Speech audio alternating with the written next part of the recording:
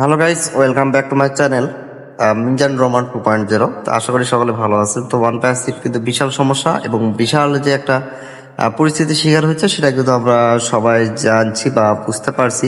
তো যাই হোক, এর ব্যাপারে অনেকটা চিন্তা ভাবনা, অনেকটা চ্যালেঞ্জের মুখে মুখে হয়েছেন এবং ওয়ান প্যাসিভের বিরুদ্ধে যেসব মামলা হয়েছে সেসব নিষ্পত্তি করার জন্য কিন্তু ওয়ান প্যাসিভ সর্বদাই কাজ করে যাচ্ছে। তো আমরা যারা ফাউন্ডার আছি অবশ্যই আমরা অনেকেই জানি না যে ওয়ান প্যাসিভ মূলত কোন বিষয় নিয়ে কাজ করছে বা কোন বিষয় নিয়ে মার্কেটিং এ কাজ করবে। তো আমরা কিন্তু জানি যে আমাদের ওয়ান প্যাসিভ পুরোপুরি ডিজিটাল মার্কেটিং এর যে একটা সলিউশন, যে একটা এআই টেকনোলজি ব্যবহার করে পুরো বিশ্বের যে একটা মার্কেটিং সিস্টেম, যে বিজনেস সিস্টেম, সেটা কিন্তু পরিবর্তন করার জন্য এবং সেই সাথে ওয়ান প্যাসিভ সর্বদা এই সমস্যা সমাধানের প্রেক্ষিতে কিন্তু ওয়ান প্যাসিভ পুনরায় কাজ করতে যাচ্ছে। তো আমাদের মধ্যে অনেকেই অনেক হতাশার মধ্যে রয়েছে, কারণ ওয়ান প্যাসিভ আমাদেরকে যে আপডেট দেওয়ার কথা, আমাদেরকে যে স্বপ্ন দেখার কথা, সেটা কিন্তু বাস্তবায়ন করছে না। উল্টো কিন্তু অনপ্যাসিভ বিশাল বিশাল সমস্যার সম্মুখীন হচ্ছে এবং অনপ্যাসিভের যে অগ্রযাত্রা এবং অনপ্যাসিভ যেভাবে মার্কেটিং এ আসার কথা, সে সবকিছু থেকে কিন্তু পিছিয়ে যাচ্ছে। তো এক কথায় বলতে গেলে কিন্তু অনপ্যাসিভের যে দিক নির্দেশনা এবং আমরা যে স্বপ্ন দেখেছিলাম সেটা কিন্তু অবশ্যই বাস্তবায়ন এখন পর্যন্ত আমরা কোনো অংশে এগিয়ে যাচ্ছে না। এবং অনপ্যাসিভ যে আমাদেরকে একটা স্বপ্ন দেখেছিল এবং যে মার্কেটিং এর সিস্টেমে যে পুরোপুরি নিজেদের অবস্থান, যে একটা ভালো অবস্থানে নিয়ে যাওয়ার কথা ছিল, সেটাও কিন্তু অব্যাহত নেই। এবং অনপ্যাসিভ পুনরায় কি করতে চাচ্ছে এবং অনপ্যাসিভ কেমন রূপে আসবে, কিভাবে আসবে, সেটাও কিন্তু আমাদের মাঝে শেয়ার করছে না। তো সবকিছুই একটা এলোমেলো এবং আমরা জানি যে অনপ্যাসিভের বিশাল একটা সম্মুখীন হয়েছে এবং কিন্তু বিশেষ করে যে আন্তর্জাতিক ট্রাইব্যুনাল কিন্তু বিভিন্ন সমস্যার সম্মুখীন এবং বিশ্বে যে একটা মানি লন্ডারিং এর মাধ্যমে কিন্তু আমাদের অনপ্যাসিভের একটা মামলা রয়েছে। তো বিশেষ করে যে আইন প্রণয়ের মাধ্যমে, আইন সংস্থার সাহায্যের মাধ্যমে এবং সেগুলো সমাধান করার মাধ্যমেই কিন্তু ওয়ান প্যাসিভ পুনরায় চলে আসবে। তো আমি এটুকুই বলতে চাই যে ওয়ান প্যাসিভ যদি এআই টেকনোলজি ব্যবহার করে এবং আমাদের যেসব অ্যাপ রয়েছে সারা বিশ্বে, দেখুন আমরা কত অ্যাপ ব্যবহার করছি এবং বিশ্বে কত কোম্পানি রয়েছে, তাদের অ্যাপ যদি ব্যবহার হয় তাহলে আমাদের অ্যাপ ব্যবহার হবে না কেন?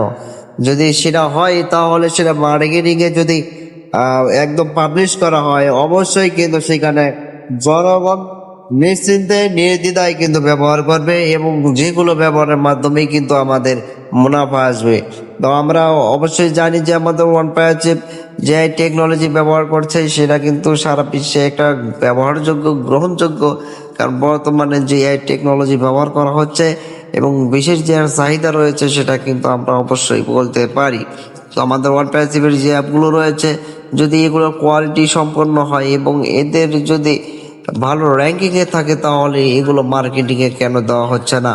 তো সব কিছু প্রশ্নই কিন্তু আমাদের মাঝে রয়ে যাচ্ছে এবং আমরা যারা ফাউন্ডার আছি অবশ্যই কিন্তু আমরা একটা হতাশার মধ্যে সৃষ্টি হচ্ছে, কারণ আমাদের এখন পর্যন্ত কোনো আপডেট দেওয়া হচ্ছে না।